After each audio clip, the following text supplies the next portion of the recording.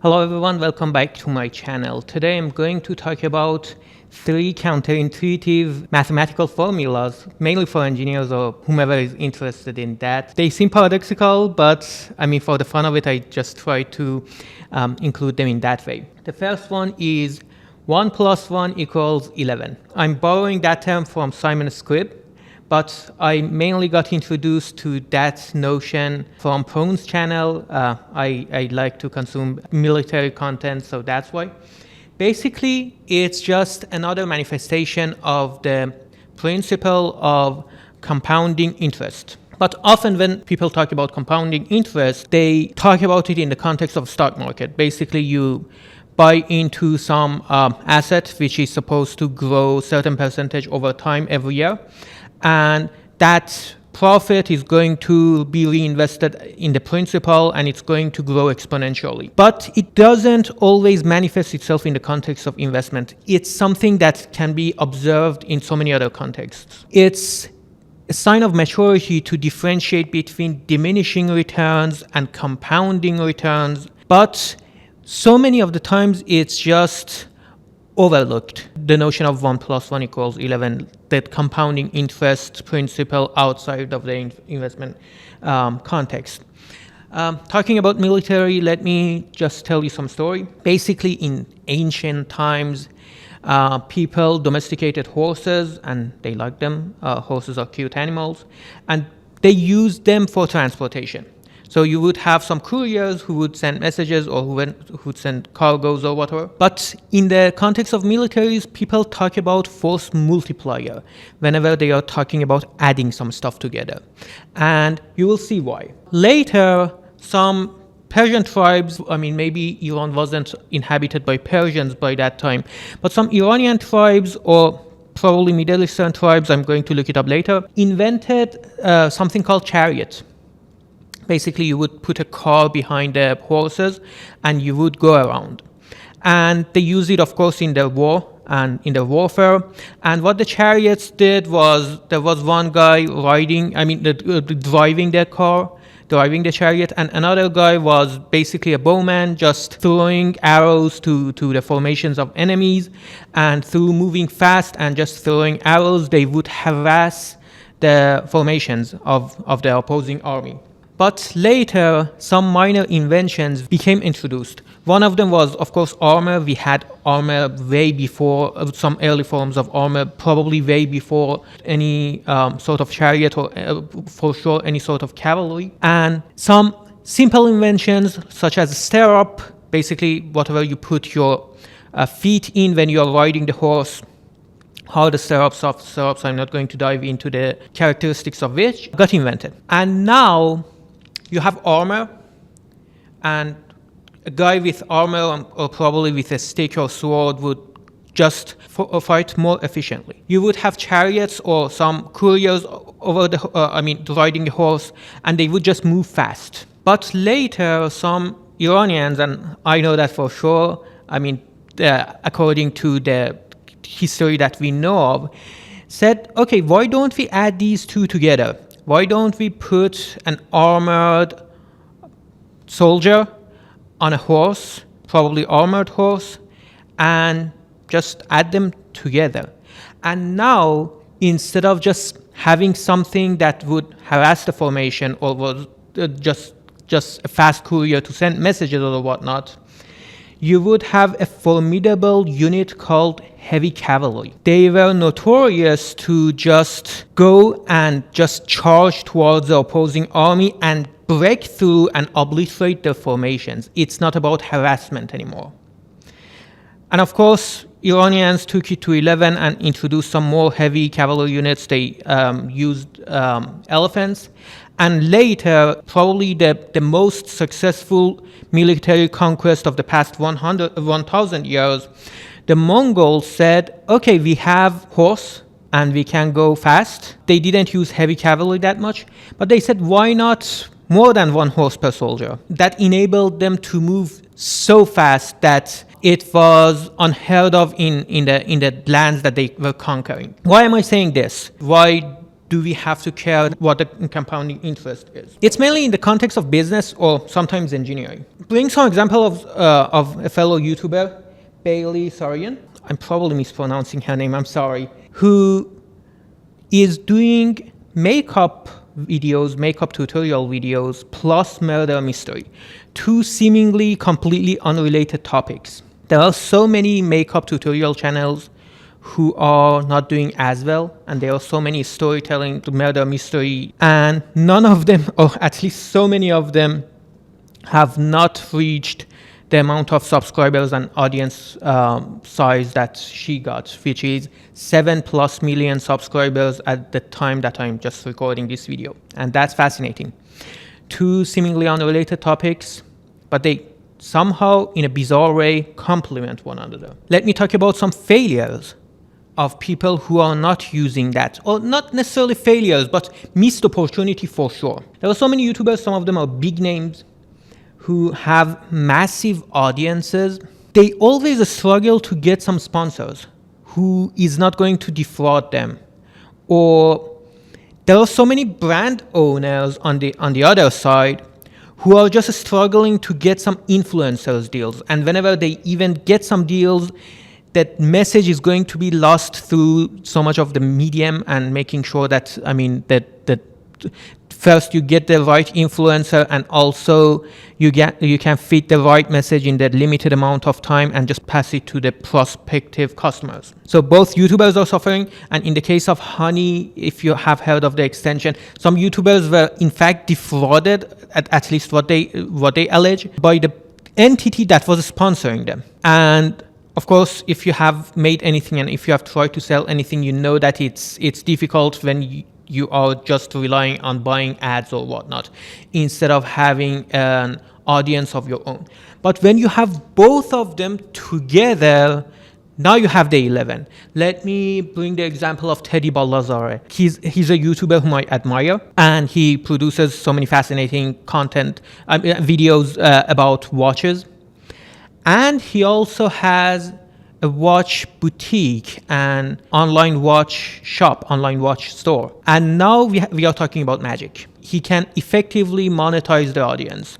And he has grown so well, and it's just a manifestation of the compounding interest. I can talk about so many more examples. In my notes I have so many, but for the interest of time, I'm not going to dive into them. The next thing I want to talk about is another counterintuitive math, which is 10% of 1 billion equals 0.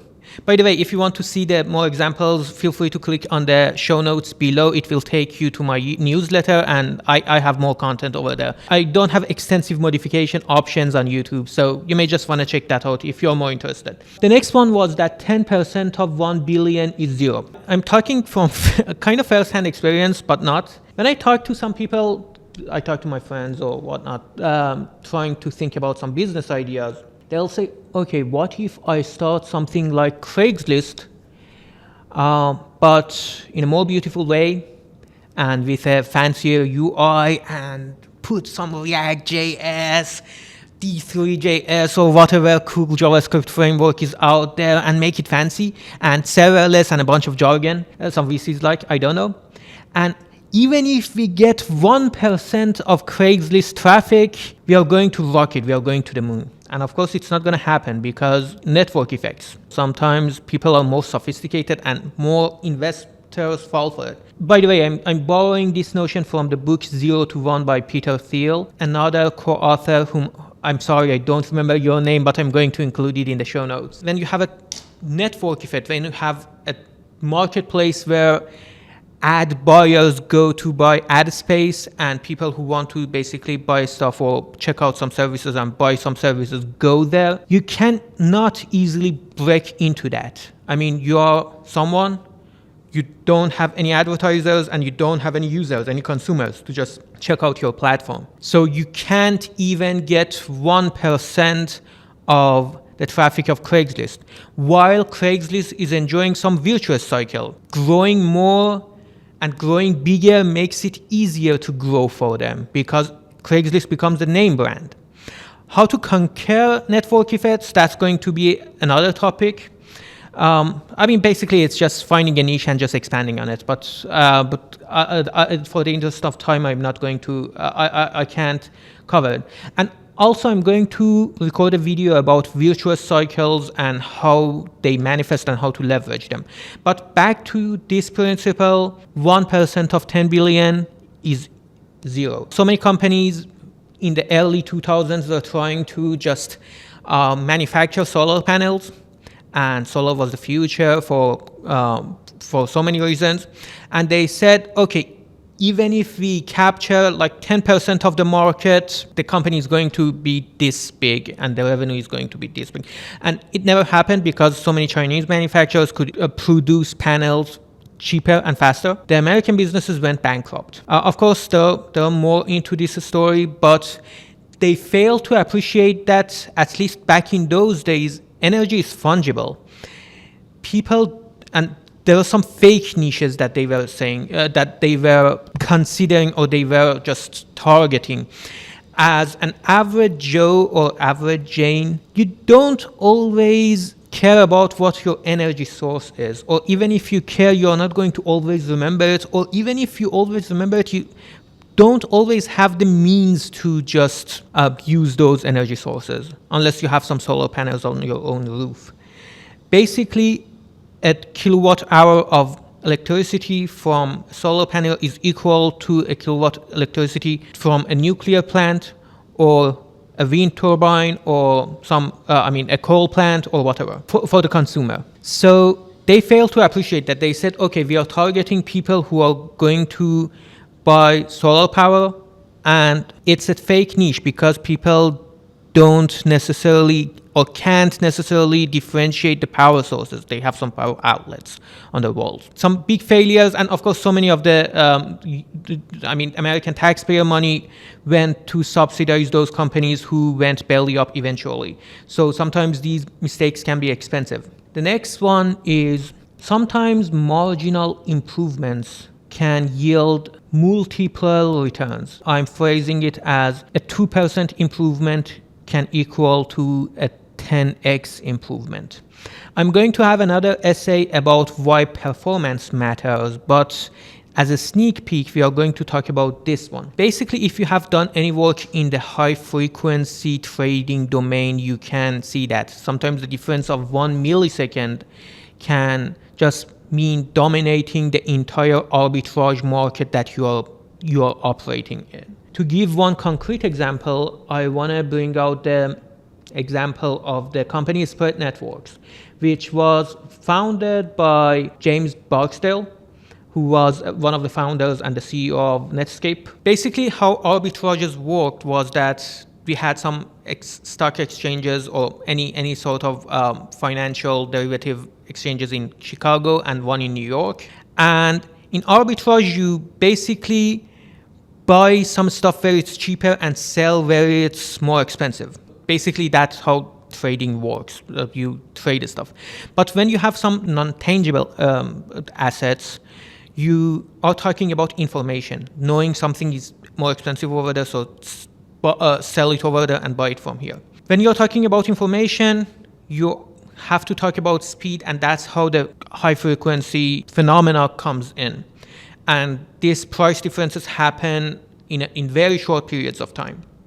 So basically, Barksdale said, okay, we have some communication delay between Chicago and New York. And back then, if I were to look up my numbers, it was 16.3 milliseconds of communication delay. But he did some math, and based on the primitive math, it was suggested that it could be lower because the communication channel, the optics fiber, was just basically going through a non-straight path. So they said, okay, let's just buy some land and make that communication shorter. Basically, let's come up with a new, more direct line. And through that, they could reduce the latency from 16.3 to 13.3 milliseconds. Now, high-frequency firms are competing on much smaller latency gains. But back then, when that happened, that marginal improvement yielded 8x to 10x profit increase. because now you can leverage the arbitrage better than other firms. And by the time that other firms are aware of the price difference, it's already balanced because you have already done the trade. So yeah, sometimes just small gains matter. And that was the last principle. I'm going to talk about some more stuff later, basically why performance matters, and it basically changes the identity of whatever product we are developing, but I digress. That's going to be the topic of another video.